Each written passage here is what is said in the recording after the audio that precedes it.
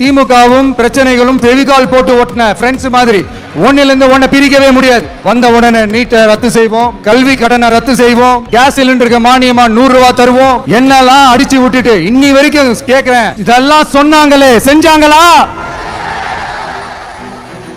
இப்போ ஈரோடு பகுதியில் இருக்கிற பிரச்சனையை பத்தி பேசுவோம்.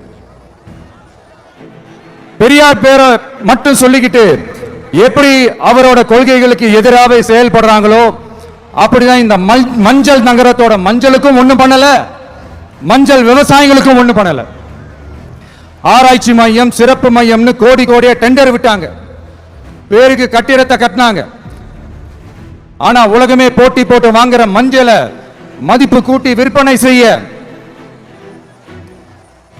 அதாவது அதோட வேல்யூ இன்க்ரீஸ் பண்ணி நம்ம விவசாயிகளுக்கும் இந்த மாவட்ட மக்களுக்கும் நன்மை செய்ய இதுவரைக்கும் என்ன செஞ்சிருக்காங்கன்னு யோசிச்சு பார்த்தா ஒரு பெரிய ஜீரோ தான்.